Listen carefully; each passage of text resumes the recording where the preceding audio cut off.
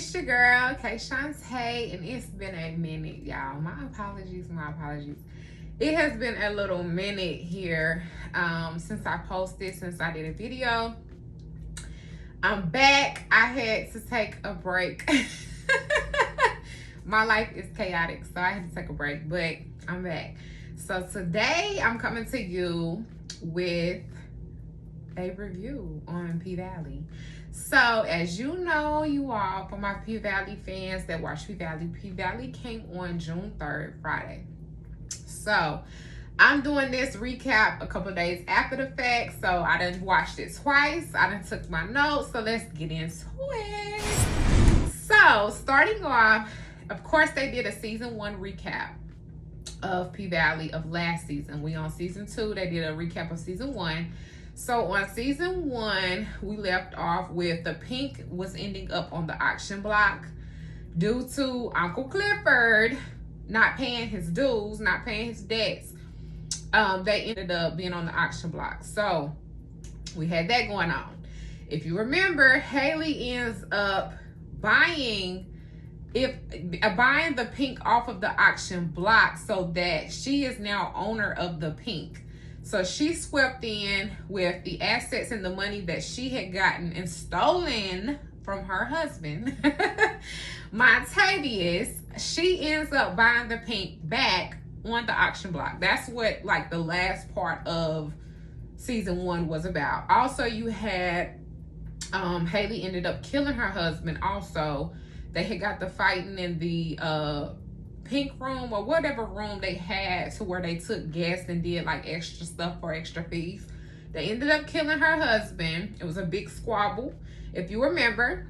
Also, Keyshawn, they showed Keyshawn pulling a gun on Diamond. As you can remember, Keyshawn got roughed up by her boyfriend, who is white. I don't know her boyfriend's name. But the white man jacked Keyshawn up in the middle of the club. So Diamond confronts the white man in the bathroom. They get the fight in. Before you know it, Keyshawn pulls the gun on Diamond. So you got that happened.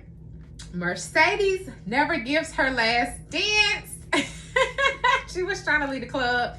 Never got to do her last dance. Her mama stole her money, if you remember. So the mama bought a property for her new church that she was trying to start. I think her name was Patricia. I don't know. And then Andre almost got caught cheating by his wife. His wife shows up into town, almost catches him with Haley. She kind of picks up on it, but I don't think she quite got there all the way. So then the brothers, the 3 brothers, I think their last name was Cal. So the 3 brothers are feuding on the land issue. They're trying to do that casino situation. The mixed brother, which is Corbin, he's trying to lease the land so that they'll continuously have money coming in. The 2 white brothers that is his like half brothers, they're trying to sell and just bring in all the cash at one time. So that's kind of the wrap up of season 1 recap, as you can remember. So moving on to season 2. We start off, they are trying to mimic what's going on in the world today. So we start off and we see some pandemic type stuff going on. So we have a man. I don't know who this man is, who his character will be. I don't even know if he will have a meaningful character in this season, but we start off with a man. If you all watch Shy, he is Darnell. Darnell is what's that boy's daddy? Darnell, I don't know, but he's from the Shy. So we start off with Darnell. That's what I'm gonna call him. Darnell from the Shy. We start off with him in a apartment. It's a bunch of kids running around, and you can see the banner saying "Happy Birthday, Daddy." We see what, assuming, I'm thinking it is his wife or his baby mother, whoever. It's a woman cleaning up, trying to calm the kids down. This man sitting at a laptop. He gets up. He said he going to the 7-Eleven. Off gate, he pulls around the corner. He stops. You got this big church sign of Patricia and her church that she's done started.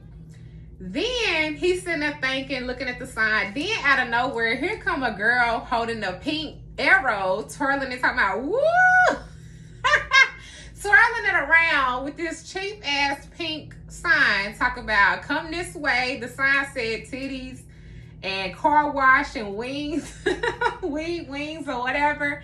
So she's holding that sign, twirling it, trying to get his attention. And it kind of reminds me of good angel on one shoulder and the devil on the other. So you kind of got that dynamic going on in this, in this beginning scene. So of course he pulls off to Pink Valley Way. You feel me? Like he trying to see some ass and titties. So he pulls off to go to the Pink Valley Way. And so come to see, you got Haley and what is that man's name? Big L. You got Haley and Big L standing at a booth. Child, they done turned P Valley, the strip club, into a car wash. So they are booking folks in to do car washing and receiving a dance. They're sitting in their cars and the ladies are washing their cars, giving them dances on the pole and all of that good stuff. So it's cute. They had to do it because of the pandemic. You see them wearing face shields, masks, and all that good stuff. So they're trying to portray the pandemic into the show to try to, make it mimic around what's going on today. So then this man pulls into the car wash. Who do you have? He goes through Mercedes. Mercedes is still the Dondada. She's still the Dondada of the Pink Valley. So she's still the head in charge. So after all of that is said and done, you got Uncle Clifford. He comes up. He does his little shebang intro. The ladies are feuding because, of course, sales have dropped. Times have changed. They're not getting as much money as they once were before the pandemic. So everybody's in an uproar and feeling some kind of way. So she is struggling. As you can see in the scene, she is struggling with her shoulder. I think it's her right shoulder, from the fight that happened in the room with Haley's husband. The man beat them up pretty bad. So she is struggling with that, but also trying to maintain putting on a good show and a dance. So as we move on to the next scene, you can see basically the Pink is still struggling with money issues, y'all. After Haley comes and saves the day, these folks are still struggling with financial issues. So Haley and Uncle Clifford get to arguing because Haley gave Uncle Clifford money to hold the girls down, take care of the club, take care of everything, pay off the debt, pay off the loan, get it out of the auction. She did all of that. So that's why she is the owner, but she does make Uncle Clifford partner. Uncle Clifford done fucked the money up. Some kind of way he done messed the money up. So it's like, Uncle Clifford, you're just bad with money at this point, bro. I'm telling you, you're bad with money. So they get to arguing. Then they hear an uproar outside. They go outside. The lockdown done ended. So they all happy because they like, oh, we can get back on the pole for real. We can get that bread. We can get these people in. But with that experience in reality, as we know, even though lockdown does end, it still takes time for that stuff to kind of pick back up and get back to normal because you got people that's going to still be scared to come out. So they got that going on. Ooh, my nose ring up fell out. So they got that going on. So then next thing they announce on the news is the mayor ends up passing away in the hospital due to COVID complications. So everybody was like, oh man, he was the first black mayor in Chucalissa. So everybody like, dang, that's kind of messed up. So then we move on to Andre's life. So I'm not for sure where they are at. I'm thinking that Andre still lives in Atlanta and he went back to Atlanta, or either he moved to Mississippi. I'm not for sure. They really didn't specify, and I didn't go back and look that up in the season finale of season 1. So they go through showing, and I really like this part of this episode because they really broke down and hit home to be relatable to what people are going through as they were going through in the pandemic. For people that were nurses, people that worked in labs, people that worked in hospitals, emergency rooms, doctor's offices, all that type of stuff, that basically the essential workers that still had to go out and work during the pandemic. I think they did a good job at relating that to this scene. So the scene shows the wife comes home. She's going in through the basement. She's taking all her stuff off. She takes her mask off. She throws her clothes in a bag. Her shoes are left outside. You can see the mask imprint on her face. Like, it's serious. And I assume she's a nurse. So she takes her scrubs off, and it just goes through running through how people really had to do back when this pandemic was serious. So I liked how they touched on that, because that's really what people were doing back then when it was a lot more serious and people were dying every day. So then we get to Andre upstairs. Andre is on the game. He on the game. He not answering the woman's calls. He's not doing none of that. He's on the video game, sitting, looking raunchy. So the woman is getting on his case like, Andre, what's up? I'm calling you, what's up? Andre just kind of like, girl, whatever. Like, I kind of sense, I don't know, their marriage ain't seeming too good right now with all this stuff of, with Haley. And last season, we left off with that. The wife kind of picked up on something wasn't right. So I definitely think their marriage is kind of rocky right now. And Andre just seems out of it. Then they get the news about the mayor as well. So then Andre like, I'm going out there. So I'm thinking they still live in Atlanta if he's saying he's going out there. So I'm thinking that's the case. So then we move along. And I'm touching on key points that stood out to me that were important. So then I noticed how Mercedes' mom, Patricia Woodbine, she is out at her church passing out supplies, food and supplies. They got long lines of people. If you remember, she bought the property that kind of looked like a storefront. She's turned it in to her church, and she is out there, hey, hallelujah, praising the Lord, giving out these supplies, this food for these people. It's like, to see it on camera and to know, like, just 2 years ago, about 2.5 years ago, that's really what was going on. It's kind of scary. So, yes, then we get to Little Murder. Little Murder, I guess the one of them got him a supply box because he is in his kitchen opening up, trying to cook. He's trying to rap. He got a little song want to make up about that bit. I don't know the words, but it was catchy. I like it. So, Little Murder is, well, DJ Never Scared. They in the kitchen. They trying to make a new song. They trying to get a new traction of a song popping. And he is trying to get Keyshawn to go on tour with him now. So he hits up Keyshawn. We go over to Keyshawn's place.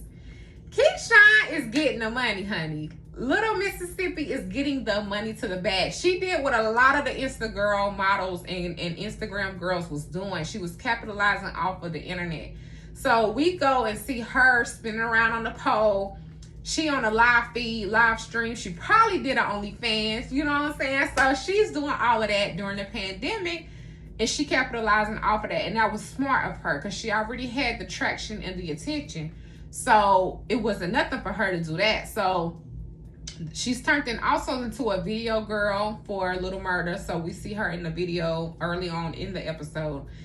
But homegirl is getting to the bag no matter what. So it seems to me, through this scene, it seems that Keyshawn and her baby daddy made up, the white man. They made up.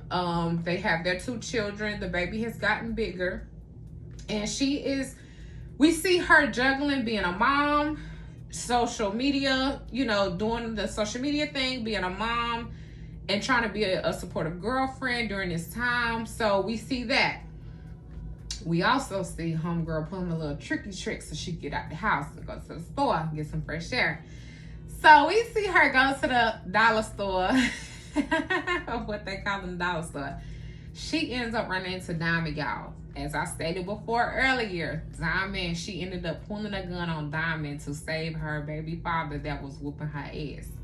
So I'm like, girl, what? Like, are you serious? But everybody felt some kind of way about that because we was like, girl, you need to be with Diamond. Diamond is the stepdaddy of the year, and he gonna be a good man for you. But she wanted to stay at home with the man, so whatever. So they getting into it a little bit, and Diamond, you could tell Diamond is really hurt by it because it's like, damn, Keyshawn, like, I was there for you. I'm taking up for you, and then you turn on me trying to protect the abuser. So you can tell he's hurt by it. She's trying to apologize and trying to make good on it, but it's like, honestly, it's just a little bit too late. I think Diamond just like, what the hell with it. And Homegirl didn't have a mask on, which reminded me of so many of you out there that was during the pandemic, you wasn't wearing your mask in the beginning.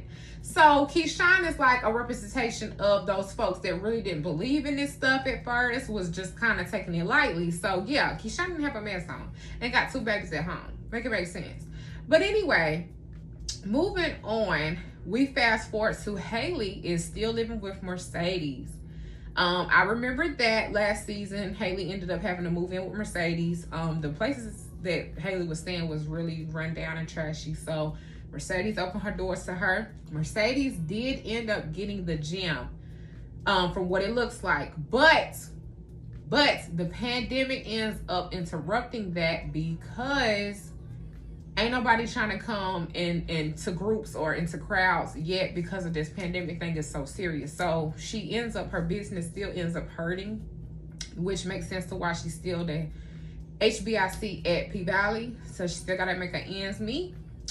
So by the end of the episode, we got Andre going to the mayor's house as to the repast. That's where the repast was at.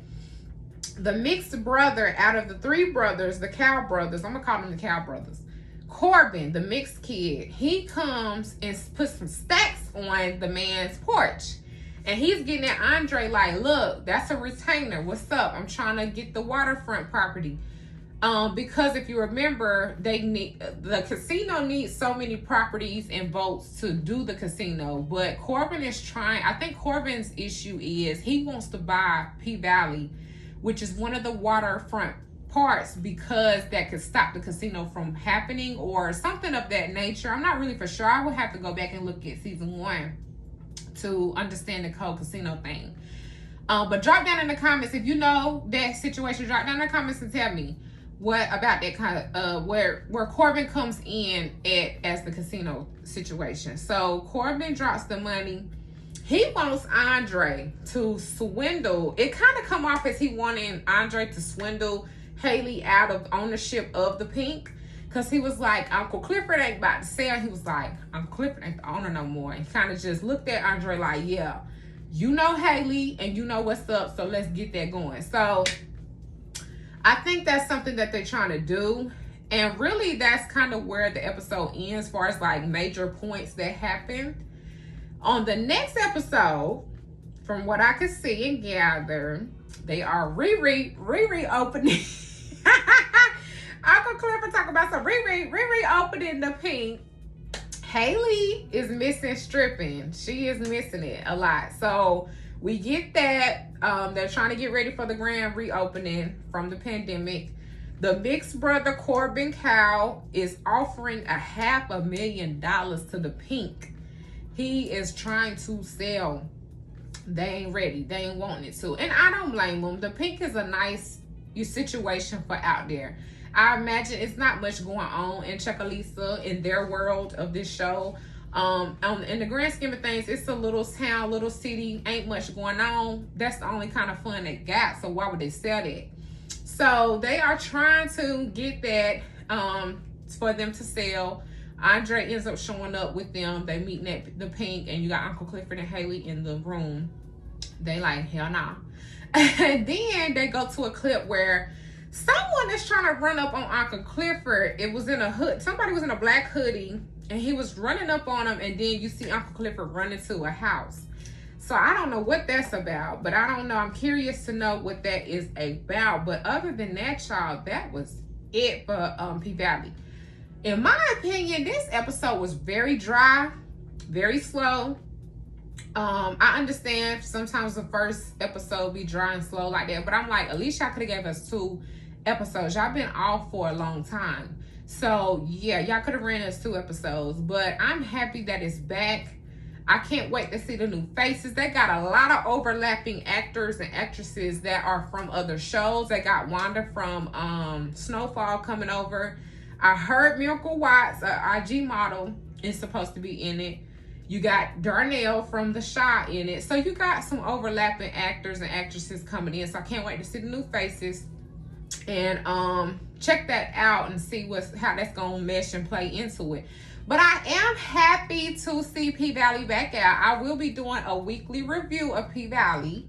I will try.